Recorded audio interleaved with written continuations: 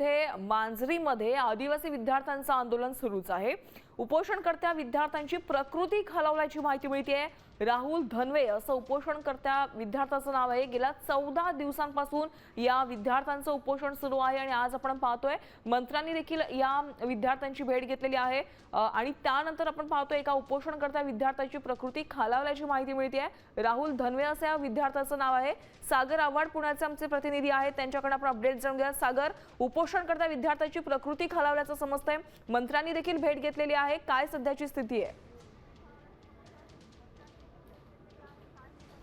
नक्की आपण जर पाहिलं तर दोन विद्यार्थ्यांची प्रकृती जी आहे ती आता खालवलेली आहे। या ठिकाणी जर आपण बघितलं तर पाच विद्यार्थी जे आहेत ते उपोषणाला बसलेले आहेत आणि बाकी 4 विद्यार्थ्यांना आज सकाळी कालपासून हॉस्पिटलमध्ये जे आहे त्यांना उपचारासाठी नेलेलं आहे। आता या ठिकाणी जर पाहिलं तर राजाराम राहुल याची प्रकृती जी आहे ती पूर्ण खालवलेली आहे। प्रकृती खालवली आहे, 14वा दिवस आहे, बैठक तिकडे सुरू आहे। प्रश्न मार्गी नक्कीच लागलाच पाहिजे, कारण आता जर बघितलं आपण तर आताच एका मुलीची सुद्धा प्रकृती खालवली, आता दोघांना पण हॉस्पिटलाइज करायची वेळ आलेली आहे। सरकारला विनंती शेवटची असणार आहे की तुम्ही याच्यावरती लवकरात लवकर तोडगा काढा। आता जे शिष्टमंडळ गेले ते त्यांच्या शिष्टमंडळाशी सकारात्मक चर्चा करा आणि जे काही निर्णय होतील ते निर्णय आजच्या आजच मान्य झाले पाहिजेत। नाही झाले तर येणाऱ्या काळामध्ये सरकारला खूप मागामध्ये वजन कमी होत चाललंय, वजन कमी होत चाललंय मॅडम। शुगर कमी झाली आणि बीपी पण कमी झालेलं आहे। शुगर ठिकाणी डॉक्टर आहेत, शुगर कमी झाली आहे, बीपी कमी झालाय, काय सगळ्या मागण्यात प्रकृती खराब होत चालली यांची विद्यार्थ्यांची, काय शासन अजून आमची दखल घेत नाही। आज 14वा दिवस आहे। ह्या आमचे दादाताई बसलेत, त्यांची हालत खूप खालावत चाललेली आहे। त्यांनी लवकरात लवकर आमची दखल घेऊन आमच्या ज्या काही सगळ्या मागण्या आहेत त्या पूर्ण कराव्या, एवढंच मी शासनाला सांगू इच्छिते।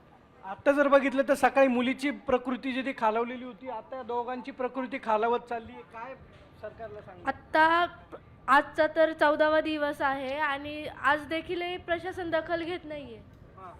तर काय आहे म्हणजे प्रशासनाला काय म्हणजे आमचं काय काळजी वगैरे आहे का नाही?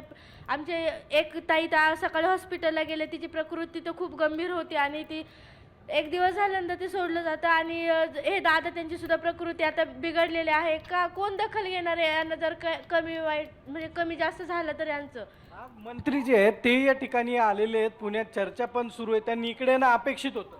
हो, खरंच अपेक्षित होतं, कारण की इथे जे उपोषणाला बसले ते विद्यार्थी त्यांना भेटण्याची गरज होती, कारण की आमचे विद्यार्थी 14 दिवस जर इथे झाले इथे बसले तर त्यांना इथे का येता आलं नाही? म्हणजे त्यांना येण्याची खूप गरज आहे, इथे आमच्या विद्यार्थ्यांना भेटण्याची गरज आहे सक्त। नक्कीच 14 दिवस झाले ते या ठिकाणी उपोषण सुरू आहे, त्यांनी येणं अपेक्षित होतं। नक्कीच येणं अपेक्षित आहे। शिष्टमंडळ चर्चेला गेलंय, परंतु आज जो काही सगळी विद्यार्थ्यांची खालवते, नक्कीच त्यांनी देखील अपेक्षित आहे। चर्चा होईल, चर्चेतून मार्ग निघावा हा देखील आमची इच्छा आहे, परंतु त्यांनी विद्यार्थ्यांशी येणं आणि संवाद साधणं देखील तितकंच महत्त्वाचं आहे। काय इशारा असणार आहे?